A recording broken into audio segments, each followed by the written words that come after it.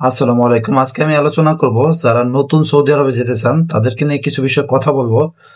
আমরা যারা নতুন আছি ৫ লাখ টাকা খরচ করে সৌদি আরবে যাই বা বিভিন্ন মিডিল ইস্টের রাষ্ট্রে যাই, যেমন মালয়েশিয়া, কাতার, দুবাই এরকম। বিশেষ করে এখন সৌদি আরবে যাওয়ার জন্য মানুষ খুবই আগ্রহ। সেটা কেন হচ্ছে, ৫ লক্ষ টাকার ভিতরে সে সৌদি আরব গেলে চিন্তা করে যে ওখানে গেলে হজ করতে পারবো, আমার হয়তো অর্ধেক টাকা উঠে যাবে। মানে হজ করার জন্য হলে অনেকে এই চিন্তাটা করে কিন্তু সৌদি আরবে যায়, ঠিক আছে। তো আমি দীর্ঘ ৮ বছর সৌদি আরবে ছিলাম।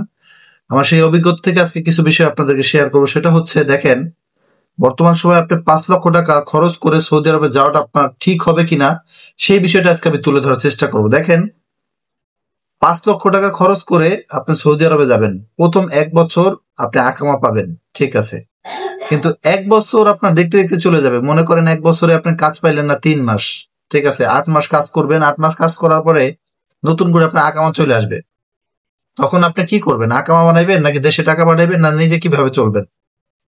তখন যে মানুষ কিন্তু অবৈধ হয়ে যায়।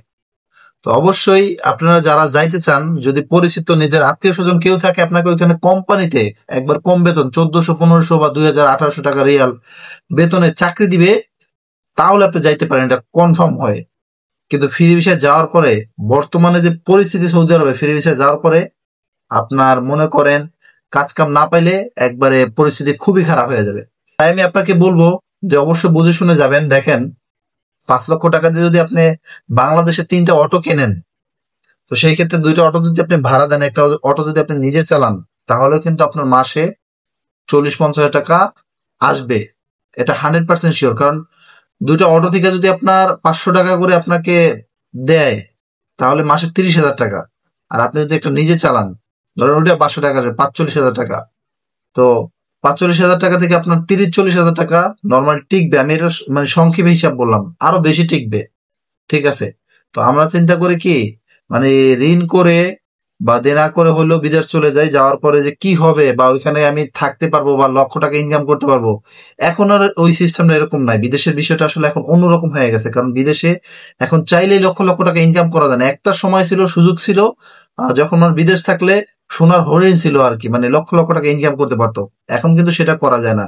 এখন আসলে অনেক সমস্যা হয়ে দাঁড়াইছে। কারণ এখন বাংলাদেশি মানুষ না, শুধু বিভিন্ন দেশের মানুষ এখন এত পরিমাণে হয়ে গেছে, বিশেষ করে, যার কারণে ইনকাম করাটা খুবই কঠিন হয়ে গেছে।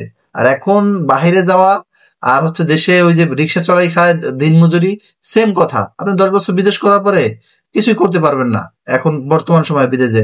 তাই আপনাকে বলবো, বিদেশ না যাইয়ে আপনি দেশে কিছু করার চেষ্টা করেন, ভালো হবে ইনশাল্লাহ। ভিডিওটি ভালো লাগলে অবশ্যই শেয়ার করবেন এরকম নিত্য নতুন ভিডিও পেতে।